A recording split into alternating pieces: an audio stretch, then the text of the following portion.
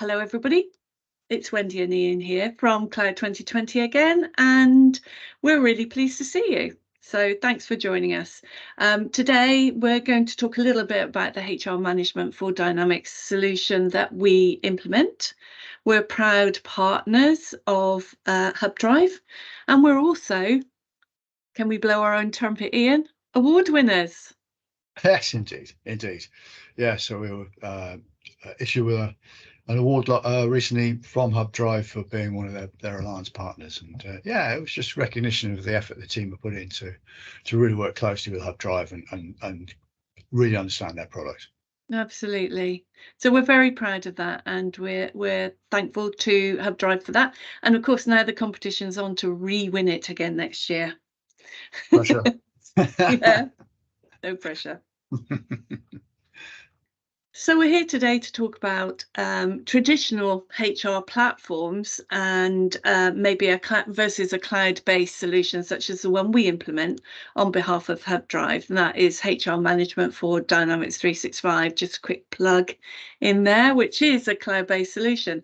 But I think, Ian, you've got quite a controversial opinion about what a traditional HR platform might be. Well, yes, I'm not sure controversial, but I think I can make the case very, very strongly for a cloud-based platform. You know, we're up against the likes of customers using like Sage, HR, or dare I say Excel, and I'd suggest most of our customers are actually on Excel. Then let's just unpick some of the challenges there. The first one is that means is certainly with something like Sage, very often it's on-prem. So by moving it to a cloud-based solution, then you are going to gain the benefits of all that security around that. And we're talking about people's personal data here. This is serious stuff. You know, that's without bringing alongside the whole challenges around GDPR compliance or what have you. But the classic one though is so many times people are using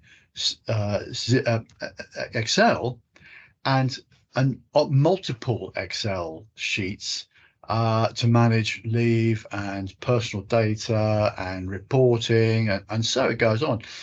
We had one customer had 13 Excel sheets running to run their HR system.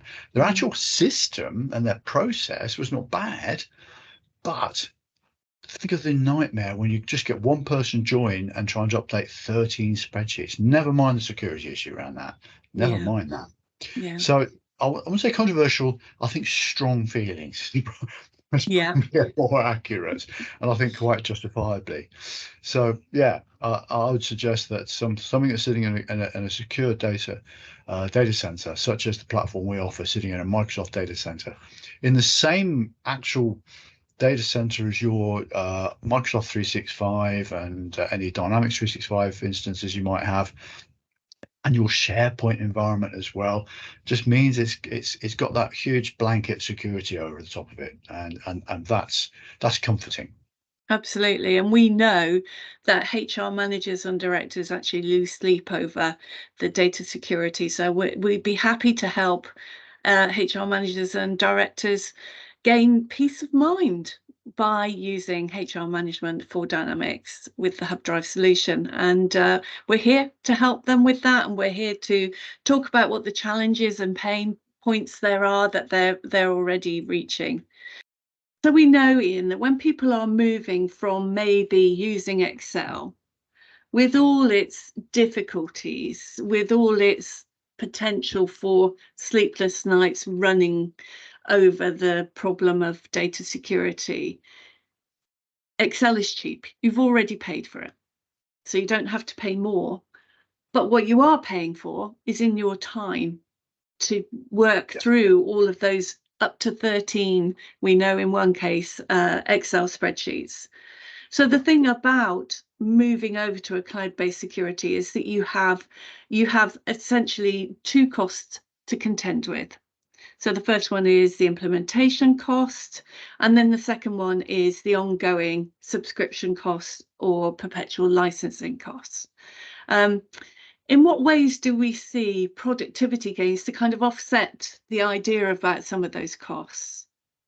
Absolutely, yeah. It's something we often we bring up sometimes to customers who are very, very focused on the price and not seeing the benefits. And if we just take something as simple as a leave request, Mm. that it's perhaps a paper-based form or a Word document or an Excel sheet that gets sent to somebody, then gets processed, and then they've got to send back to say that they've processed it and it's been approved, and then that date, that accrued amount of time has to be subtracted from somewhere, and then Hmm. how do you tell somebody instantly how much leave they've got left and what have you? That's just part of it, and the studies have shown that just the leave request alone in a half decent sized business can easily pay for one person's salary. I mean, it's bizarre just looking at leave requests, but also think of the empowerment side of it. You've got an employee sat on the sofa with their partner, looking at flights to Tenerife in 3 weeks' time. Question: can I get leave? With a good self-service platform, they can see who else in their team is off that week. They can see if there's substitutes available, if their leave, if their position has to be covered. They can actually submit a leave request from the comfort of their sofa, and that will automatically indicate that to their line manager, who may even also be sat on the sofa and actually approve it on the spot. But Mm. even so, just that whole streamlining of the process is very empowering to employees. So I guess what you're saying there, to sum up, Ian, is there aren't just cost benefits, there are productivity gains, and Yeah, there also are the gains for an empowered employment uh, situation where people, your colleagues, are actually able to manage those things themselves, feel empowered to it, but it still remains under the control of the supervisor and the ultimate control of the company as well. So it's a very nice balancing act there, I think. yeah. I'm a big believer that HR should be a line management role, Mm. supported by the HR professionals. And that's what that does as well. It puts as you say, just something that's simple as a leave request, it puts it in the power of the line manager to manage their team. What are HR doing? Well, they're looking down onto the stats at the top and just seeing, if people are taking their leave because they should. Yeah. Leave's there for a reason.